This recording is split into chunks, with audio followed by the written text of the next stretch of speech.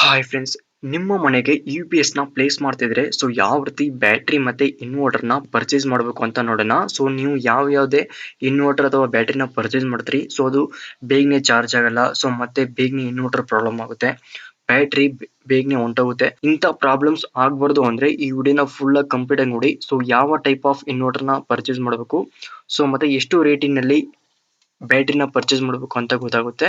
So video skip ಮಾಡಿದ್ರೆ last ಗಂಟ full ನೋಡಿ, ಇಂಟ್ರೆಸ್ಟಿಂಗ್ ಆಗಿರುತ್ತೆ ಫ್ರೆಂಡ್ಸ್. ಸೊ ಫಸ್ಟ್ ಇನ್ವರ್ಟರ್ ನ ಬಗ್ಗೆ ನೋಡೋಣ. ಸೊ ಈ ಇನ್ವರ್ಟರ್ ಏನ್ ಮಾಡುತ್ತೆ ಅಂದ್ರೆ ಎ ಸಿ ಕರೆಂಟ್ ನ ಡಿ ಸಿ ಕನ್ವರ್ಟ್ ಮಾಡಿ ಬ್ಯಾಟ್ರಿಗೆ ಸ್ಟೋರೇಜ್ ಮಾಡುತ್ತೆ, ಬ್ಯಾಟ್ರಿನಲ್ಲಿ ಸ್ಟೋರೇಜ್ ಮಾಡುತ್ತೆ. ಮತ್ತೆ ಪವರ್ ಇಲ್ಲೇ ಇರುವ ಟೈಮ್ ನಲ್ಲಿ ಆ ಬ್ಯಾಟ್ರಿನಲ್ಲಿ ಸ್ಟೋರೇಜ್ ಇರುವಂತಹ ಡಿ ಸಿ ಕರೆಂಟ್ ನ ಎ ಸಿ ಕರೆಂಟ್ ಆಗಿ ಕನ್ವರ್ಟ್ ಮಾಡಿ ನಮ್ಗೆ ಪವರ್ ಸಪ್ಲೈ ಕೊಡುತ್ತೆ. ಐ ಮೀನ್ ಹೋಮ್ ಅಪ್ಲಯನ್ಸ್ ನ ರನ್ ಮಾಡಿಸುತ್ತೆ. ಇದೇ ಇನ್ವರ್ಟರ್ ಆಗಿರುತ್ತೆ. ಸೊ ಬ್ಯಾಟ್ರಿ ಬಂದು ಕಾಮನ್ ಆಗಿ ಸ್ಟೋರೇಜಿಂಗ್ ಡಿವೈಸ್ ಆಗಿರುತ್ತೆ. ಸೊ ಇದರಲ್ಲಿ ಓನ್ಲಿ ಡಿ ಸಿ ಸಪ್ಲೈ ಮಾತ್ರ ಸ್ಟೋರ್ ಮಾಡಕ್ಕಾಗುತ್ತೆ, ಸರಿನಾ? ಸೊ ಇವಾಗ ಈ ಇನ್ವರ್ಟರ್ ನ ಯಾವ ರೀತಿ ಪರ್ಚೇಸ್ ಮಾಡೋದು ಅಂತ ಫಸ್ಟ್ ನೋಡೋಣ. ಸೊ ಇನ್ವರ್ಟರ್ ನ ಫಸ್ಟ್ ಪರ್ಚೇಸ್ ಮಾಡಬೇಕು ಅಂದ್ರೆ ಸೊ ನಮ್ಮ ಮನೆಯಲ್ಲಿ ಎಷ್ಟು ಲೋಡ್ ಇರುತ್ತೆ ಅಂತ ಫಸ್ಟ್ ಅಸ್ಯೂಮ್ ಮಾಡ್ಕೋಬೇಕು. ಸೊ ಎಕ್ಸಾಂಪಲ್ ಗೆ ನಮ್ಮ ಮನೆಯಲ್ಲಿ ಒಂದು 50 ವ್ಯಾಟ್ 3 LED ಯೂಸ್ ಮಾಡ್ತೀನಿ, ಮತ್ತೆ 100 ವ್ಯಾಟ್ 3 ಫ್ಯಾನ್ ನ ರನ್ ಮಾಡ್ತೀನಿ. ಸೊ ಟೋಟಲ್ ಆಗಿ ಎಷ್ಟಾಗಿತ್ತು? 450 ವ್ಯಾಟ್ ಆಯ್ತು. ಸೊ ಈ 450 ವ್ಯಾಟ್ ಗೆ 700 VA ಇನ್ವರ್ಟರ್ ನ ಪ್ಲೇಸ್ ಮಾಡಬೇಕಾಗುತ್ತೆ. ಸೊ 700 VA ಅಂದ್ರೆ 560 ವ್ಯಾಟ್ ಗಂಟ ಯೂಸ್ ಮಾಡಬಹುದು ಈ 700 VA ಇನ್ವರ್ಟರ್ ನಲ್ಲಿ. ಸೊ ನಮಗೆ ಬೇಕಾಗಿರೋದು ಎಷ್ಟು? 450 ವ್ಯಾಟ್ ಮಾತ್ರ. ಸೊ ಈ 450 ವ್ಯಾಟ್ ಗೆ 700 VA ಇನ್ವರ್ಟರ್ ನ ಪ್ಲೇಸ್ ಮಾಡಿದ್ರೆ ಒಳ್ಳೇದಾಗುತ್ತೆ. ಸಪೋಸ್ ಬೇರೆ ಲೋಡ್ ನ ಯೂಸ್ ಮಾಡಿದ್ರೆ, ಸೊ ಒಂದ್ ವೇಳೆ ನಿಮ್ಮ ಮನೇಲಿ 560 ವ್ಯಾಟ್ ಗಿಂತ ಜಾಸ್ತಿ ಯೂಸ್ ಮಾಡಿದ್ರೆ, ಇವಾಗ ಒಂದು ಟಿವಿ ಫ್ರಿಡ್ಜ್ ಏನಾದ್ರು ರನ್ ಮಾಡ್ತೀರಿ ಅಂತ ಅಸ್ಯೂಮ್ ಮಾಡ್ಕೊಳ್ಳಿ.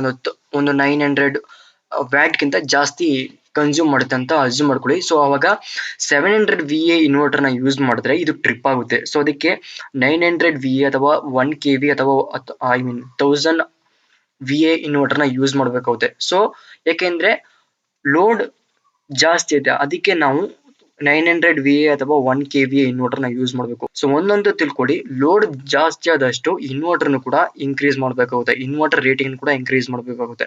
ಲೈಕ್ ಇವಾಗ 560 ವ್ಯಾಟ್ ಗೆ 700 VA ಯೂಸ್ ಮಾಡಬಹುದು, 750 ವ್ಯಾಟ್ ಗೆ 900 VA ಇನ್ವರ್ಟರ್ ನ ಯೂಸ್ ಮಾಡಬೇಕು, 800 ವ್ಯಾಟ್ ಗೆ 1000 VA ಇನ್ವರ್ಟರ್ ನ ಯೂಸ್ ಮಾಡಬೇಕು, 880 ವ್ಯಾಟ್ ಗೆ 110 VA ಯೂಸ್ ಮಾಡಬೇಕು, 1000 ವ್ಯಾಟ್ ಲೋಡ್ ಗೆ 1250 VA ಯೂಸ್ ಮಾಡಬೇಕು, 1200 ವ್ಯಾಟ್ ಗೆ 1500 VA ಇನ್ವರ್ಟರ್ ಯೂಸ್ ಮಾಡಬೇಕು, 1600 ವ್ಯಾಟ್ ಗೆ ಐ ಮೀನ್ ಲೋಡ್ ಗೆ 2000 VA ಇನ್ವರ್ಟರ್ ನ ಯೂಸ್ ಮಾಡಬೇಕಾಗುತ್ತೆ, ಸರಿನಾ? ಸೊ ಇವಾಗ ಇನ್ವರ್ಟರ್ ನ ಪರ್ಚೇಸ್ ಮಾಡಬೇಕು. ಸೊ ಹೆಂಗಂದ್ರೆ ಲೋಡ್ ಮೇಲೆ ಡಿಪೆಂಡ್ ಮಾಡಿ ನಾವು ಇನ್ವರ್ಟರ್ ನ ಪರ್ಚೇಸ್ ಮಾಡ್ತೀವಿ. ಇವಾಗ ಬ್ಯಾಟ್ರಿನ ಯಾವ ರೀತಿ ಪರ್ಚೇಸ್ ಮಾಡಬೇಕು ಅಂದ್ರೆ 2 ಟೈಪ್ಸ್ ಆಗಿ ಮಾಡಬೇಕಾಗುತ್ತೆ. ಒಂದು ಲೋಡ್, ಇನ್ನೊಂದು ಬಂದು ಇನ್ವರ್ಟರ್. ಸೊ ಮೈನ್ ಆಗಿ ಇನ್ವರ್ಟರ್ ನ ನೋಡ್ಕೊಂಡು ನಾವು ಬ್ಯಾಟ್ರಿನ ಪರ್ಚೇಸ್ ಮಾಡಬೇಕು. ಇವಾಗ ಒಂದು 700 VA ಯೂಸ್ ಮಾಡ್ತಿದ್ವಲ್ಲ, ಆ 700 VA ಇನ್ವರ್ಟರ್ ಗೆ 100 AH ಬ್ಯಾಟ್ರಿ ಅಥವಾ 130 AH ಬ್ಯಾಟ್ರಿನ ಯೂಸ್ ಮಾಡಬೇಕು. ಇವಾಗ 700 VA ಇನ್ವರ್ಟರ್ ಗೆ ನಾವು 200 AH ಬ್ಯಾಟ್ರಿನ ಪ್ಲೇಸ್ ಮಾಡಿದ್ರೆ ಬೇಗ ಚಾರ್ಜ್ ಆಗಲ್ಲ, ಸರಿನಾ?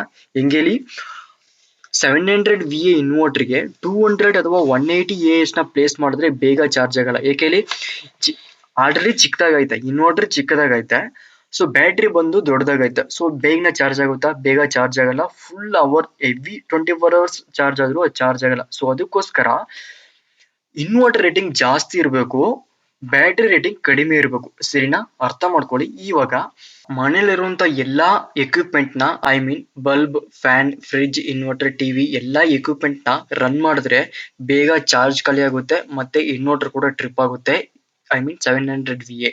ಸೊ ಅದಕ್ಕೆ 700 VA ಇನ್ವರ್ಟರ್ ಗೆ 100 AH ಇಂದ 130 AH ಬ್ಯಾಟ್ರಿನ ಇನ್ಸ್ಟಾಲೇಷನ್ ಮಾಡಬೇಕು. ಸೊ 900 VA ಇನ್ವರ್ಟರ್ ಗೆ 130 AH ಇಂದ 150 AH ನ ಇನ್ವರ್ಟರ್ ನ ಬ್ಯಾಟ್ರಿನ ಪ್ಲೇಸ್ ಮಾಡಬೇಕು.